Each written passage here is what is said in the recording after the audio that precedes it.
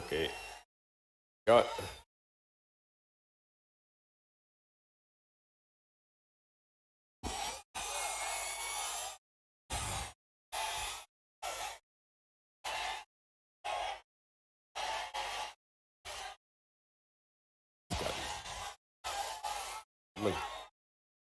మీరు ఇట్లా వచ్చారు.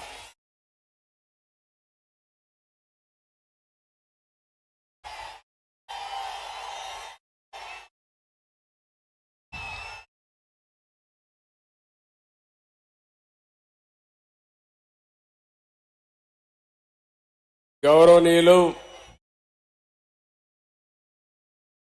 జనసేన అధినేత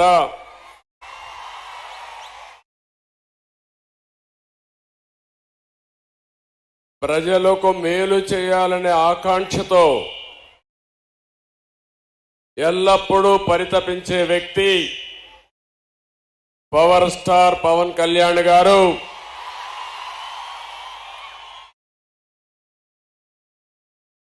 గౌరవనీయులు ఎప్పుడు కూడా మీ అందరికీ అభిమాన నాయకుడే కాకుండా ఒక్క రాజకీయాల్లోనే కాకుండా సినిమా రంగంలో కూడా మీ అందరికీ సేవలు అందిస్తున్నటువంటి బాలకృష్ణ గారు. ఎప్పుడూ మీరందరూ కూడా అభిమానంగా బాలయ్య బాలయ్య అని పిలుస్తూ ఉంటారు. అలాంటి బాలకృష్ణ గారు తెలుగుదేశం పార్టీ జాతీయ ప్రధాన కార్యదర్శి గౌరవనీయులు లోకేష్ గారు, జనసేన పిఏసి అధ్యక్షులు గౌరవనీయులు మనోహర్ గారు, ఆంధ్రప్రదేశ్ రాష్ట్ర తెలుగుదేశం పార్టీ అధ్యక్షులు గౌరవనీయులు అచ్చెన్నాయుడు గారు, వేదిక పైన అటు తెలుగుదేశం ఇటు జనసేన అధినాయకత్వం అక్కడుండే నాయకులందరికీ, ఒక పక్క తెలుగుదేశం పార్టీ వీర సైనికులకి, ఇంకో పక్క జనసేన జన సైనికులకి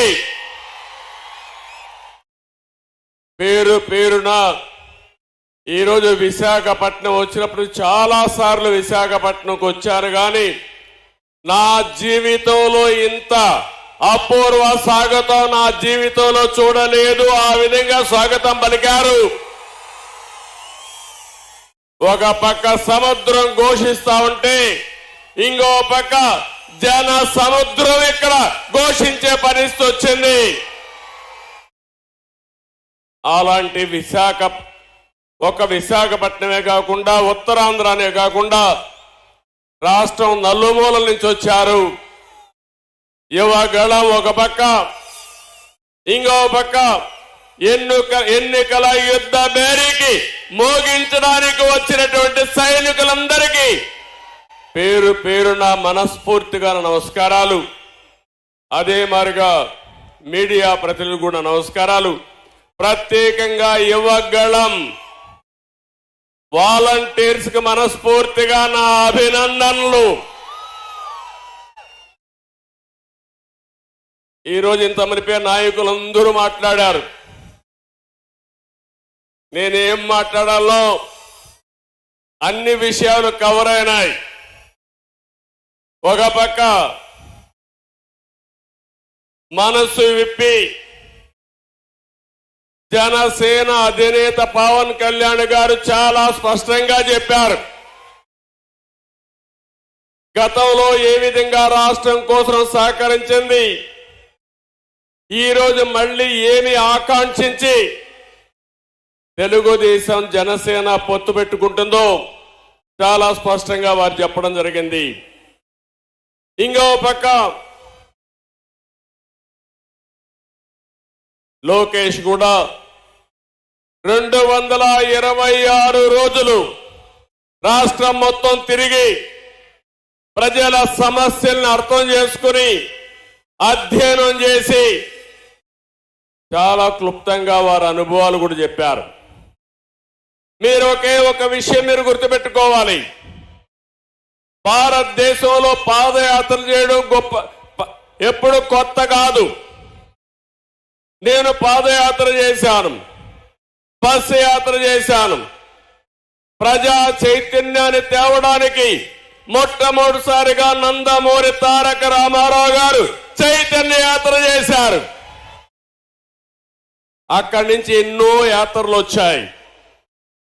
45 ఏళ్లు సుదీర్ఘ రాజకీయ జీవితంలో చూశాను. ఎప్పుడు పాదయాత్ర పైన దండయాత్ర చేసే సందర్భం ఎప్పుడూ లేదు. అది మొట్టమొదటిసారిగా ఈ సైకో జగన్మోహన్ రెడ్డి పరిపాలనలో చూశాను.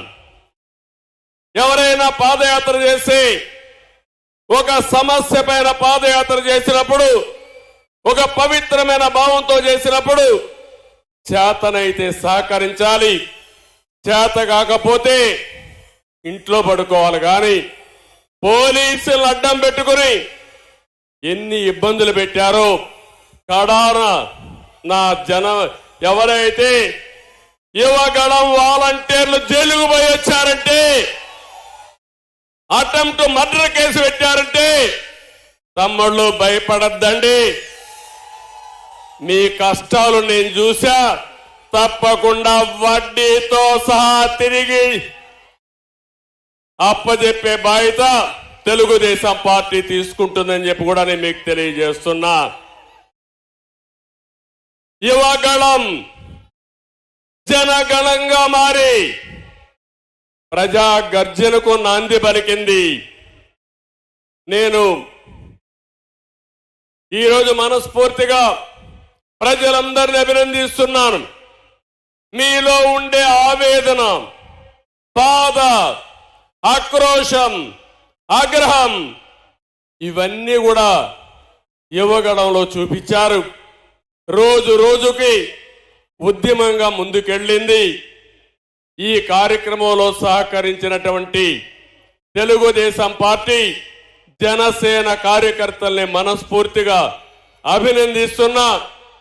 అదే సమయంలో ఈ కార్యక్రమాన్ని పూర్తిగా జయప్రదం చేసినటువంటి ప్రజలందరినీ మనస్ఫూర్తిగా ధన్యవాదాలు తెలియజేసుకుంటున్నాను. ఈరోజు యువత, బంగారు భవిష్యత్తు ఉండవలసిన యువత ఈరోజు ఆంధ్రప్రదేశ్లో మనం చూస్తున్నాం. ఈ ముఖ్యమంత్రి చెప్పిన పని ఒక్క పని చేశారా తమ్ముళ్ళు అని మిమ్మల్ని అడుగుతున్నా. జాబ్ క్యాలెండర్ ప్రతి సంవత్సరం పెడతా ఉన్నాడా లేదా? జనవరిలో పెడతా ఉన్నాడా లేదా? 5 జనవరిలో అయిపోయినాయా లేదా?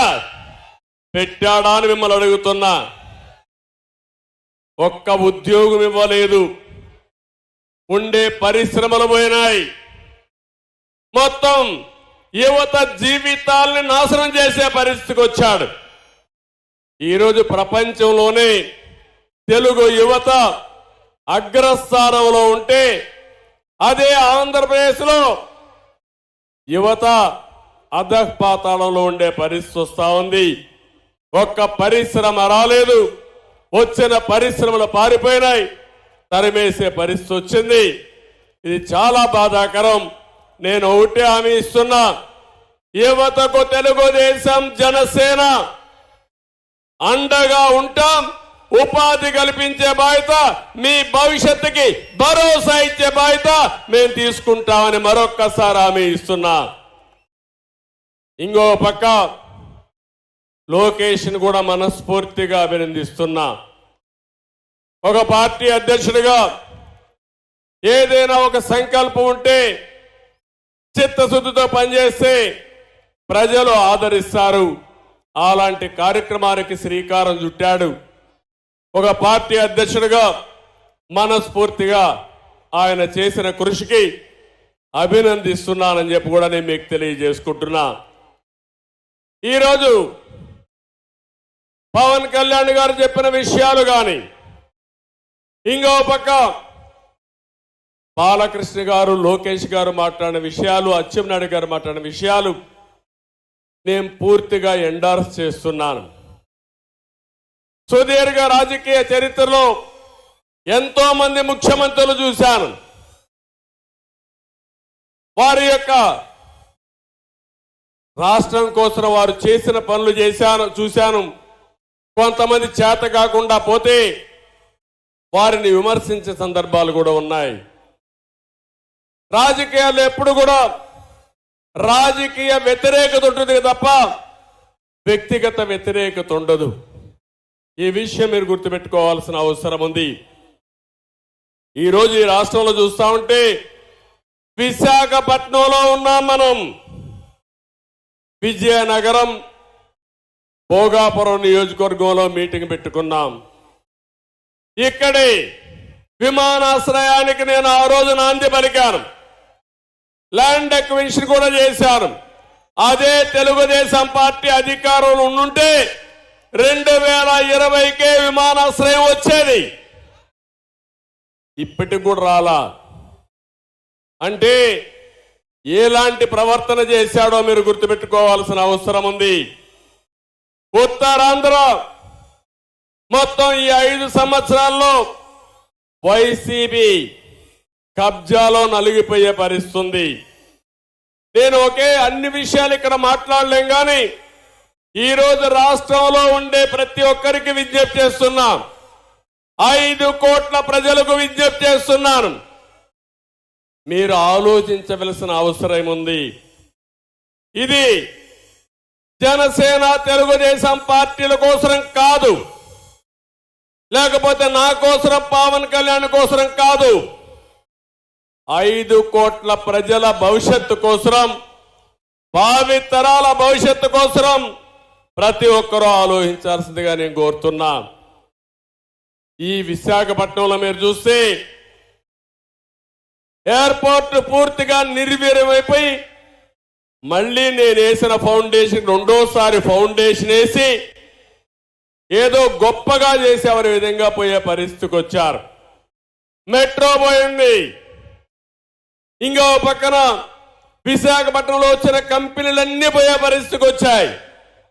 ఎప్పుడో సమైక్య ఆంధ్రప్రదేశ్ లో హెచ్ఎస్బిసి ఐటీ కంపెనీ తీసుకొస్తే అది కూడా పారిపోయే పరిస్థితికి వచ్చింది. ఉత్తరాంధ్ర ఇరిగేషన్ ప్రాజెక్టులన్నీ ఆగిపోయినాయి. నేను అడుగుతున్నా ఈ ముఖ్యమంత్రిని, ఈ కొండే ప్రజానీకాన్ని, ఈ రోజు మీరందరూ ఒకసారి చూస్తే ఈ ప్రభుత్వం వచ్చిన తర్వాత ఉత్తరాంధ్రలో అభివృద్ధి ఆగిపోయింది. ఎక్కడికక్కడ కబ్జాలు పెరిగిపోయినాయి, సెటిల్మెంట్లు పెరిగిపోయినాయి. మెడ మీద కత్తి పెట్టి ఆస్తులు బలవంతంగా రాసుకున్నారంటే ఎంత బాధాకరమో ఆలోచించండి. నా జీవితంలో చాలా సంవత్సరాలు రాజకీయాలు చూశాను కానీ ఎప్పుడు కూడా సమైక్య ఆంధ్రప్రదేశ్లో కూడా ఇంత అరాచకాలు జరగలేదు. అలాంటి అరాచకాలు ఈ విశాఖపట్నంలో జరిగాయి. ఒకప్పుడు విశాఖపట్నం ఆర్థిక రాజధాని, ఈరోజు ఈ విశాఖపట్నం గంజాయి రాజధానిగా మారిపోయిందంటే ఏమనాలో మనమే ఆలోచించుకోవాల్సిన అవసరం ఉంది. ఒక బాధాకరమైన సంఘటన. విశాఖ అంటే ఎప్పుడూ నాకు అత్యంత ప్రీతి ప్రాంతమైన నగరం, ప్రాంతం. దానికి కారణం ఉదుహుద్ వస్తే ఉద్దు క్రాసకాకు మనిపోయింది. నేను ఇక్కడికి వచ్చి 10 రోజులు ఇక్కడుండి ప్రజల సహకారంతో విశాఖకు ముందు, ఉద్దు ముందు, ఉదు తర్వాత ఏ విధంగా ఉందో నిర్మాణం చేసిన పార్టీ తెలుగుదేశం పార్టీ. సహకరించిన ప్రజానీకం ఈ విశాఖపట్నం వాసులని చెప్పి కూడా నేను మీకు తెలియజేస్తున్నా. ఈరోజు ఇంకొక విషయం మీరు ఒకసారి గుర్తుపెట్టుకోవాలి. రివర్స్ పాలన ఉన్నాడు, విధ్వంస పాలనకు నాంది పలికాడు. ఇంత మునిపే మిత్రులు చెప్పారు, కక్ష సాధింపులు, విధ్వంసాన్ని చేయడం, మంచి చేయడం చేత కాకపోతే గమ్మునుంటే నష్టం రాదు. కానీ కావాలని విధ్వంసం చేసుకుంటూ వస్తే ఏం జరుగుతుందో బెస్ట్ ఎగ్జాంపుల్ ఆంధ్రప్రదేశ్. ఒక విషయం మీరందరూ గుర్తుపెట్టుకోవాలి, ఒక మంచి చేస్తే ఆ మంచి ఫలితాలు అందరికీ వస్తాయి. అదే పబ్లిక్ పాలసీ, అదే సుపరిపాలన. ఒక చెడు చేస్తే ఆ చెడు వల్ల అందరికీ నష్టం వస్తుంది. అదే ఈరోజు ఈ జగన్మోహన్ రెడ్డి చేసే పని. ఒక్క ఛాన్స్ అన్నాడు. ఒక్క ఛాన్స్ పాపానికి రాష్ట్రం 30 సంవత్సరాలు వెనక్కెళ్ళిపోయే పరిస్థితి వచ్చింది. అందుకే నేను పవన్ కళ్యాణ్ గారిని మనస్ఫూర్తిగా అభినందిస్తున్నాను. ఒక మాట ఆయన చెప్పాడు, నవ్ ఆర్ నెవర్. ఇప్పుడు గాని మనందరం కలవకపోతే, వైసీపీ వ్యతిరేక ఓటు చీలకుండా కాపాడుకోకపోతే ఈ రాష్ట్రాన్ని కాపాడలేమని బేషరతుగా ముందుకొచ్చిన వ్యక్తి పవన్ కళ్యాణ్ గారు. దానికి మనస్ఫూర్తిగా అభినందిస్తున్నానని చెప్పి మీకు తెలియజేస్తున్నా. ఇంకొక మాట కూడా చెప్పాడు, వైసీపీ విముక్త ఆంధ్రప్రదేశ్గా ఆంధ్రప్రదేశ్ ఉండాలని కోరాడు. రాజకీయాల్లో పార్టీలు పెట్టే స్వేచ్ఛ ఎవరికైనా ఉంది, తప్పు లేదు, ప్రజలు ఎంపిక చేసుకుంటారు. కానీ రాష్ట్రాన్ని సర్వనాశనం చేసే హక్కు మాత్రం ఎవ్వరికీ లేదు. మేమంతా 5 సంవత్సరాలు మీరు ఓట్లేశారు. ఈ రాష్ట్రానికి ఒక ట్రస్టీగా ఉండమన్నారు. చేతనైతే మంచి చేయమన్నారు. చేత కాకపోతే పరిపాలనని దింపేసేసరికి మీరు సిద్ధంగా ఉన్నారు. కానీ ఈ 5 సంవత్సరాల్లో మీరు ఒక్కసారి చూస్తే 1, 2 కాదు. ఆ రోజు హైదరాబాద్ నగరాన్ని నేను అభివృద్ధి చేశాను. తర్వాత వచ్చిన పాలకులు ఇలాంటి కక్ష కట్టి హైదరాబాద్ని విధ్వంసం చేసుంటే ఈరోజు హైదరాబాద్లో ఈ సంపద ఉండేదా అని మిమ్మల్ని అడుగుతున్నా. ఈరోజు అమరావతి, ఇక్కడ విశాఖపట్నంలో అడుగుతున్నాం మిమ్మల్ని అందరినీ. ఈరోజు మన రాజధాని ఏదని మిమ్మల్ని అడుగుతున్నా. ఆ రోజు మీరందరూ ఒకే మాట చెప్పారు.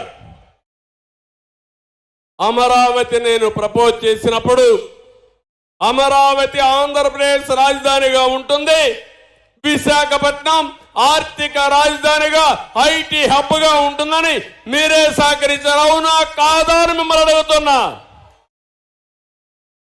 ఇప్పుడు చెప్పండి, 3 ముక్కలు ఆటాడాడు ఈ ముఖ్యమంత్రి.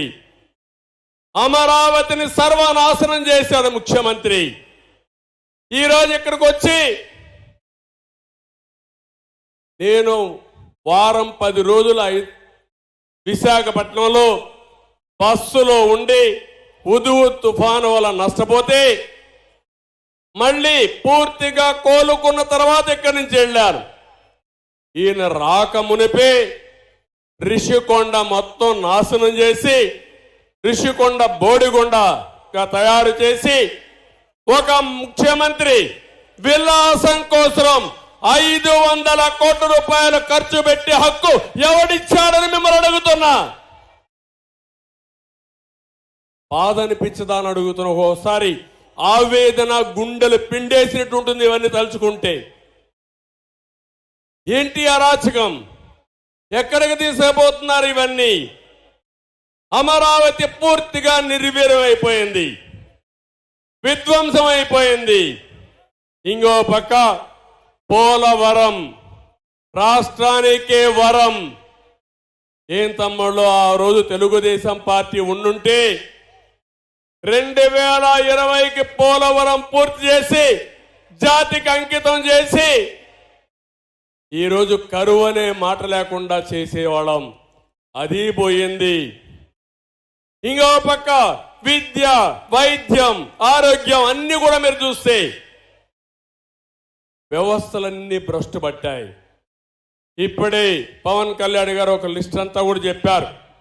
మేము మేనిఫెస్టోలో ఏమేం చేయబోతామో స్పష్టంగా ఆలోచించి తొందరలోనే ఉమ్మడి మేనిఫెస్టో తయారు చేస్తామని వారు చెప్పారు.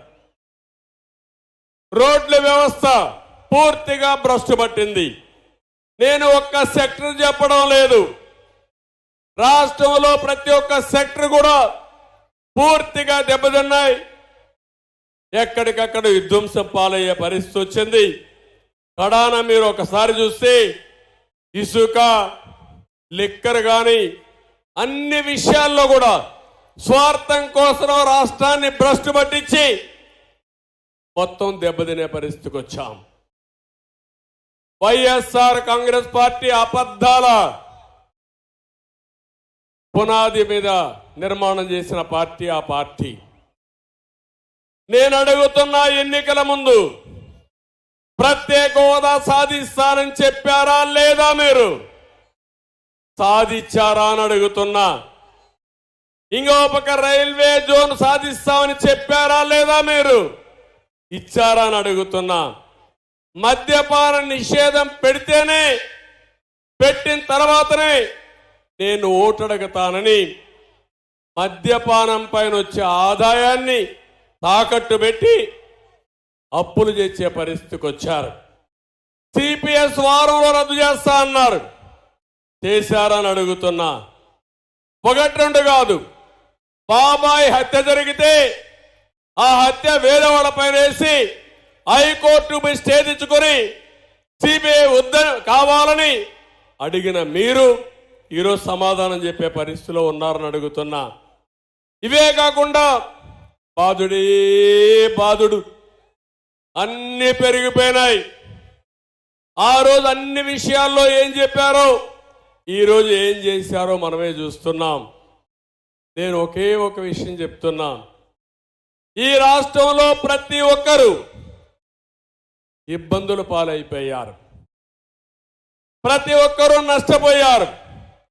బాధ ఆవేదనతో ఎవరైనా బయట వస్తే వాళ్ళపైన తప్పుడు కేసులు, ఎవరైనా ప్రశ్నిస్తే వాళ్ళపైన వేధింపులు. ఇక్కడ వేదిక మీద ఉన్నారు, చాలా మంది ఉన్నారు, కేసులు లేని వాళ్ళు ఎవ్వరూ లేరు. మొన్నటి వరకు పవన్ కళ్యాణ్ పైన కేసులు లేవు, కానీ రాజకీయాల్లోకి వచ్చాడు కాబట్టి ఆయన పైన కూడా కేసులు పెట్టే పరిస్థితికి వచ్చేశారు. కనీసం నా జీవితంలో నా పైన ఎప్పుడు కేసులు లేవు, కానీ ఈరోజు కేసుల గురించి నేను మాట్లాడను.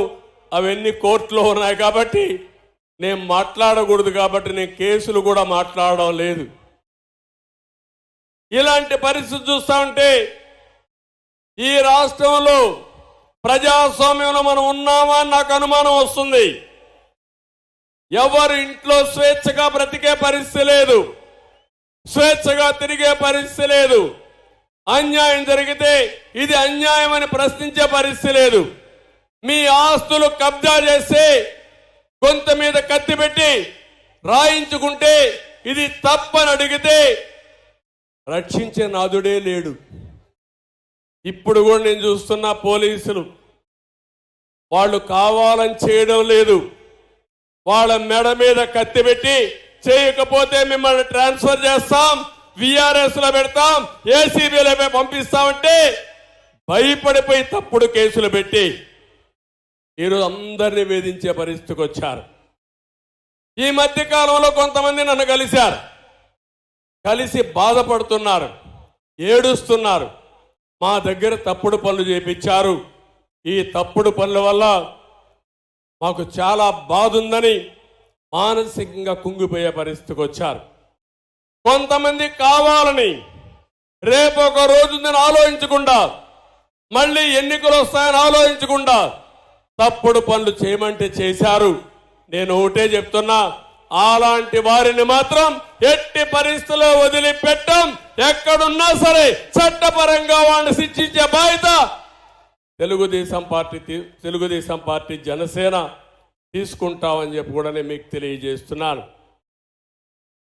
అందుకే నేను అంటున్నా, మీరందరినీ కూడా రాష్ట్రంలో ప్రతి ఒక్క వ్యక్తి ఆలోచించండి. ఏదో మాకందరికీ ముఖ్యమంత్రి పదవులు కావాలనో అధికారం కావాలని కాదు. ఈ రాష్ట్రంలో ప్రజాస్వామ్యం కూని చేయబడ్డది. ఏ వ్యక్తి కూడా స్వేచ్ఛగా మాట్లాడలేకుండా, నచ్చిన పార్టీకి సహకరించే పరిస్థితి కూడా లేకుండా. ఒక్క విషయం మీరు గుర్తుపెట్టుకోండి, ఒంగోలులో మహానాడు పెట్టాం, బస్సులు రానియకుండా, మీటింగ్కి స్థలం ఇవ్వనీయకుండా నానా ఇబ్బందులు పెట్టారు.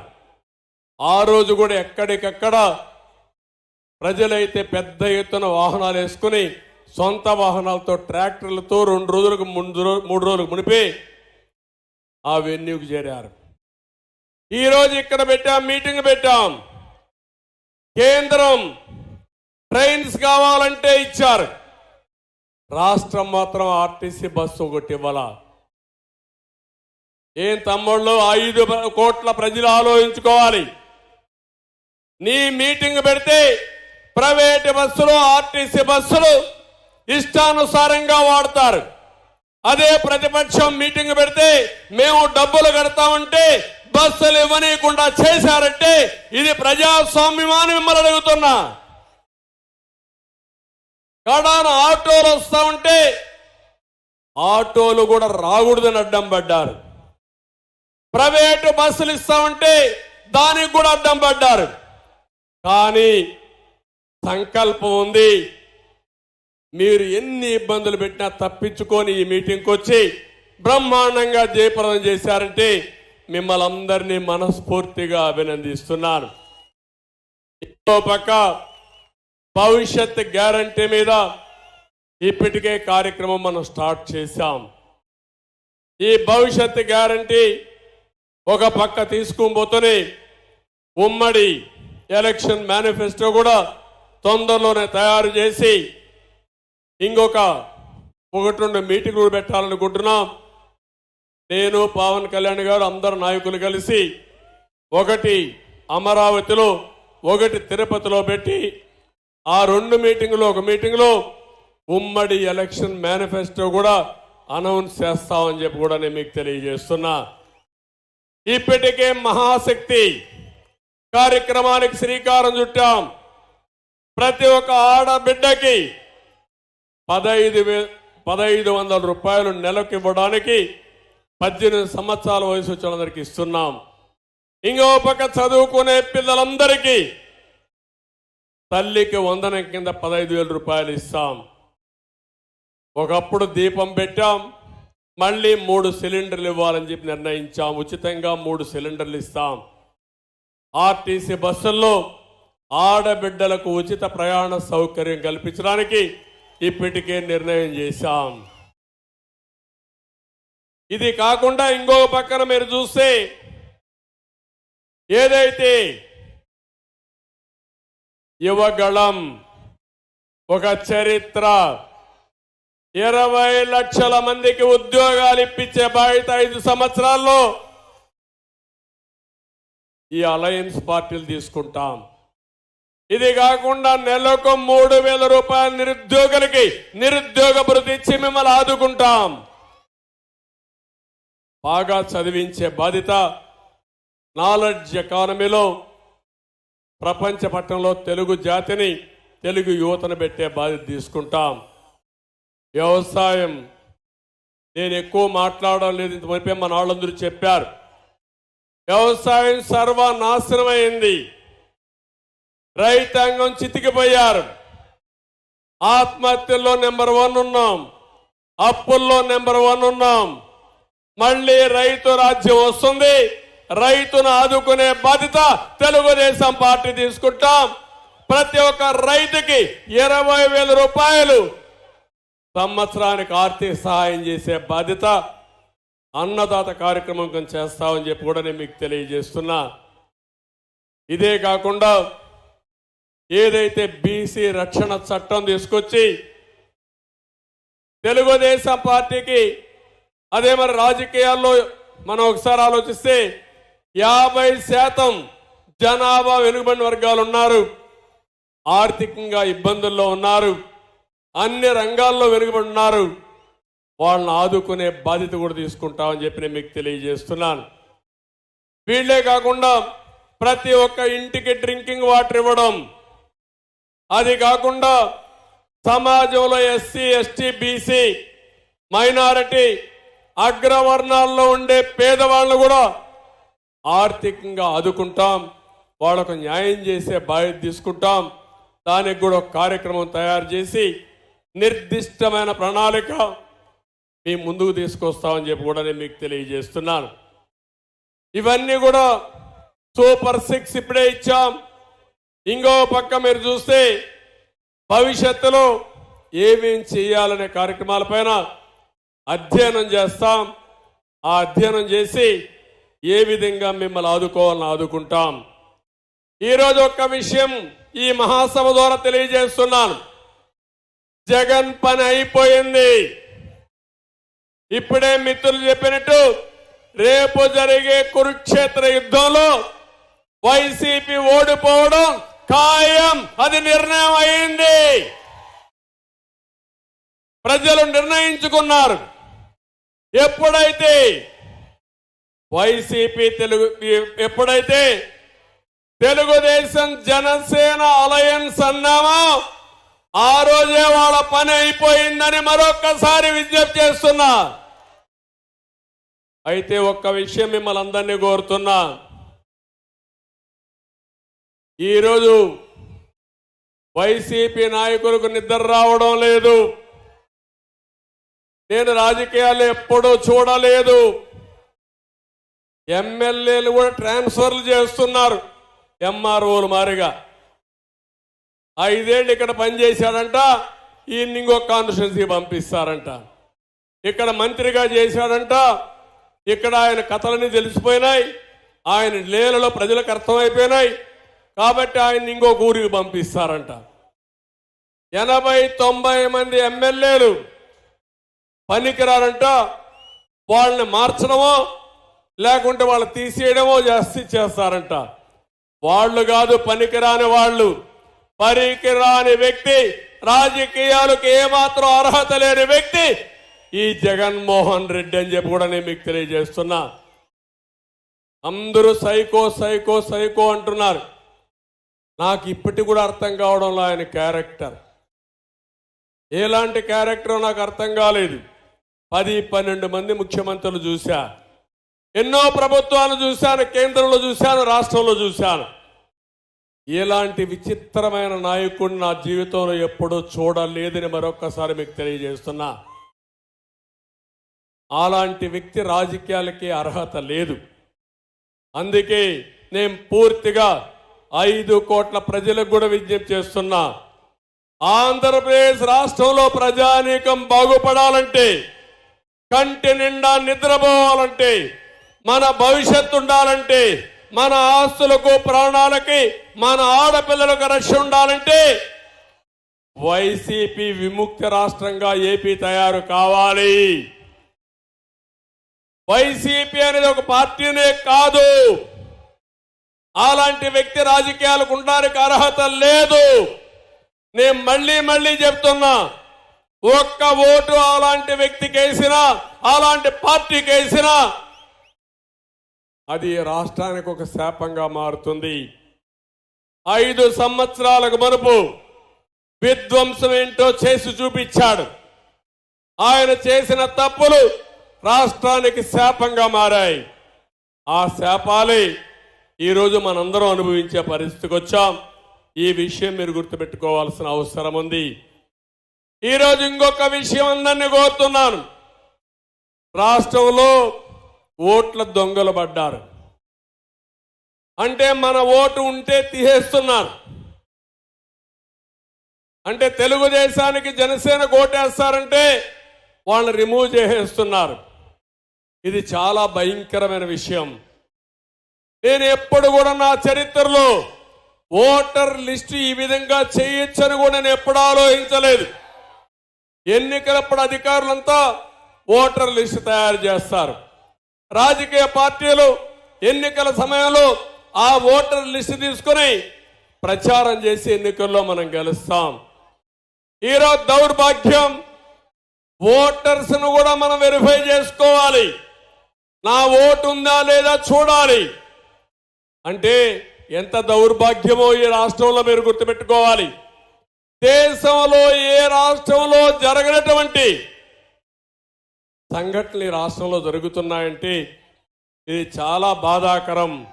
యువతకు పిలిపిస్తున్నా, మీరందరూ కూడా ఎవరైతే ఎలిజిబిలిటీ ఉండే ప్రతి ఒక్క యువత ఓటు ఎన్యూమరేట్ చేసుకోండి.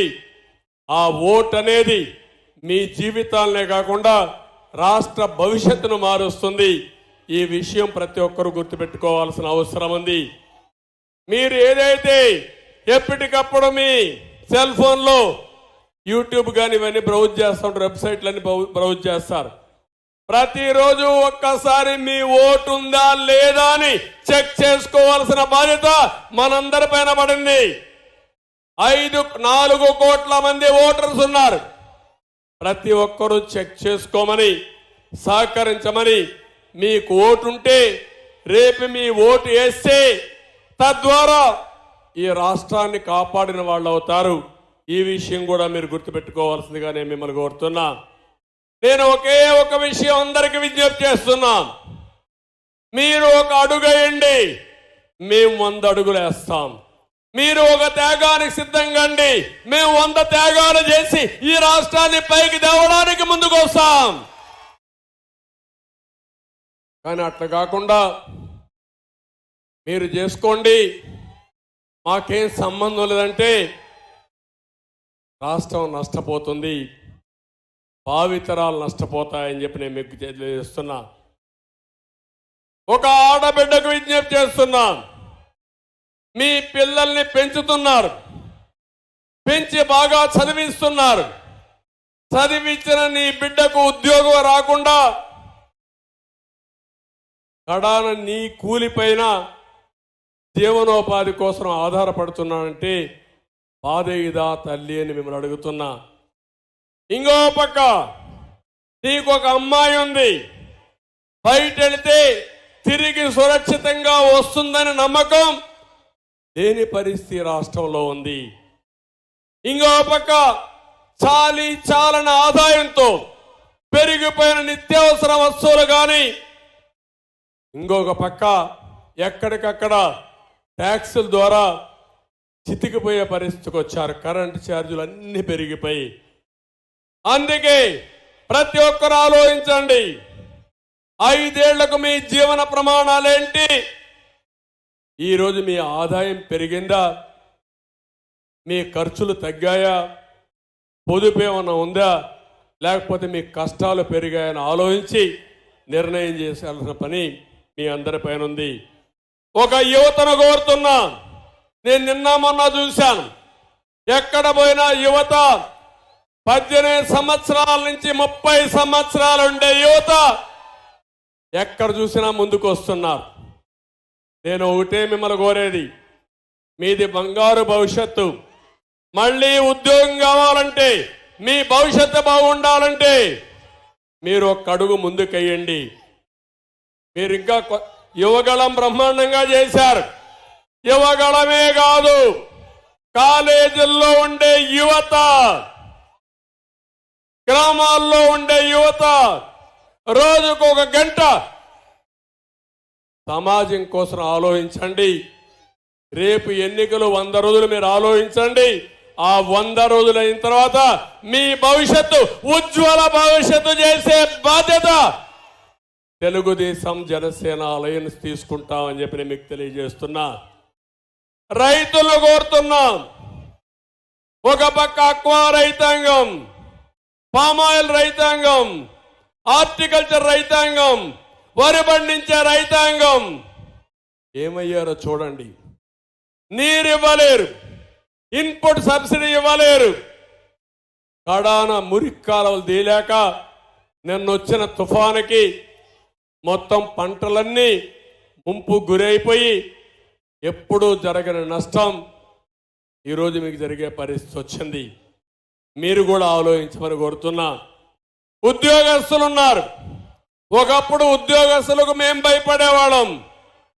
ఉద్యోగ సంఘాలు చాలా పవర్ఫుల్ గా చేసేటివి. ఈరోజు ఒక్క ఉద్యోగ సంఘం కూడా పనిచేయలేని పరిస్థితి. మాట్లాడితే ఏసీబీ కేసులు, లేకపోతే ఏదో తప్పుడు కేసు పెట్టి లోపల పడేస్తామంటే వాళ్ళు భయపడిపోయి సరెండర్ అయిపోయిన పరిస్థితి వచ్చింది. ఎవరు కూడా పని చేయలేని పరిస్థితికి వచ్చారు. నిన్న మొన్న అంగన్వాడీకి చెప్పిన హామీలు నెరవేర్చలేదని రోడ్డు ఎక్కితే 9 రోజులుగా పట్టించుకోవడం లేదు. అందుకే ఉద్యోగస్తులకు హామీ ఇస్తున్నా. తెలుగుదేశం పార్టీ PRC ఇచ్చాం. మీ హక్కులు కాపాడాం, ఎవరికి అన్యాయం చేయకుండా చేశాం. ప్రజల మనోభావాల ప్రకారం పనిచేసిన పార్టీ తెలుగుదేశం పార్టీ. మళ్ళీ ఉద్యోగస్తులందరికీ న్యాయం చేసే బాధ్యత.